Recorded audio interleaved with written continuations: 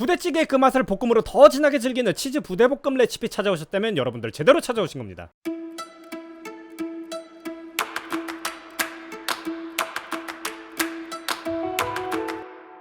안녕하세요, 파코씨입니다. 오늘 소개할 레시피는 편의점 도시락으로도 자주 보던 부대볶음을 치즈까지 넣어 최대한 재현해본 치즈 부대볶음입니다. 부대찌개 재료를 사용해 찌개 대신 볶음으로 만든 레시피인데요, 재료도 기본 부대찌개 재료에서 크게 바뀌는 게 없어 생각보다 만들기도 쉽습니다. 그럼 어떤 레시피인지 바로 한번 알아보겠습니다. 재료는 아래 동영상 설명과 블로그 링크에서 확인하실 수 있고요, 레시피도 마찬가지로 아래 동영상 설명과 블로그 링크에서 확인하실 수 있습니다. 솔직히 고백하자면 부대찌개를 제대로 만들려면 아무래도 소소한 재료 구하기가 정말 귀찮은 것도 사실입니다. 더군다나 이번 재료는 볶음이라 저는 양배추도 준비했는데요, 가장 간단한 방법은 비조리 부대찌개 전문점에서 여러분이 원하는 재료 추가해 구매하신 후 소스만 살짝 바꿔 그냥 팍 볶아내는 것도 소소한 팁이라면 팁입니다. 국물 요리가 아닌 볶음이라는 특성상 재료 중 햄맛이 차지하는 비율이 못해도 70%는 되기 때문에 저는 소시지는 존슨빌, 햄은 스팸을 정말 강력히 추천드립니다. 자, 그럼 재료 준비 바로 들어가 보겠습니다. 먼저 야채 재료부터 손질합니다. 김치는 간단히 가위로 먹기 좋은 크기로만 잘라줬고요, 볶음이다 보니 크게 먹는 게 좋아 대파는 손가락 2마디 길이로 잘라줬습니다. 양배추는 사각으로 먹기 좋게, 양파는 슬라이스로 썰어 준비합니다. 원래 양배추는 부대찌개에는 들어가지 않는 재료지만 그래도 섬유질과 그 씹는 맛을 생각해서 레시피에 추가했고요, 햄과 소시지, 베이컨도 부대찌개에 넣기 좋게 썰어줍니다. 베이컨은 적당한 길이로, 스팸은 작은 사각형으로, 소시지는 어슷 썰어서 준비했고요. 자, 그럼 이렇게 재료 준비 간단하게 끝납니다. 한 번에 넣어 익힐 수도 있지만 저는 양배추가 푹 익은 게 좋아 먼저 익힐 수 있도록 야채, 햄을 따로 담았습니다. 이어서 양념장 만들겠습니다. 고추장 1큰술에 잘 풀리도록 물 60ml, 고춧가루 2큰술 넣어주시고요, 추가로 다진 마늘 1큰술, 설탕 1큰술, 간장 2큰술, 올리고당 1큰술, 후추 1티스푼, 케첩 1큰술을 넣고 잘 섞습니다.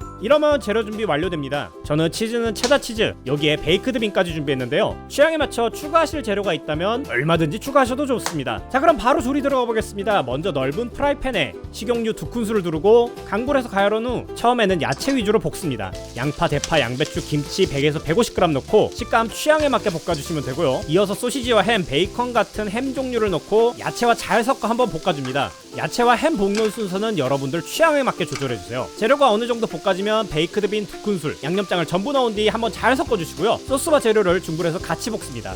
재료가 타지 않도록 중간중간 섞어주시면서 제육볶음을 만들듯 볶으시면 되고요, 그러면 야채에서 살짝 물이 나올 거고 물이 조금만 날아가도록 볶아주시면 됩니다. 재료가 다 익으면 살짝만 불을 줄여주신 후 마지막에 치즈를 얹고 필요에 따라 뚜껑을 닫아 완전히 녹여 완성하시면 됩니다. 자, 그럼 이렇게 완성된 치즈 부대볶음입니다. 저는 위에 간단히 볶음 참깨만 뿌려서 마무리했는데요, 기호에 따라 위에 다른 재료를 토핑으로 올려도 좋고 눈꽃 치즈나 피자 치즈를 좋아하신다면 체다 슬라이스 대신 사용해주셔도 좋습니다. 부대찌개 소스로 볶아낸 맛이라 안주로 드시기에는 가장 베스트고요, 식사 반찬으로 드셔도 정말 무난합니다. 여차하면 조금 소분하셨다가 덮밥 스타일로 드셔도 좋습니다. 남은 재료는 물 약간, 베이크드 빈, 남은 소시지를 넣어 얼큰한 베이크드 빈 스튜를 만들어보세요. 재료를 소진하기에도 좋고 한 끼 식사 걱정도 금방 덜 수 있어 괜찮으실 겁니다. 절대로 후회하시지 않을 그런 맛입니다. 자, 그럼 레시피 도움 많이 되셨다면 구독, 좋아요 꼭 부탁드리고요, 오늘도 맛있는 하루 되시길 바랍니다.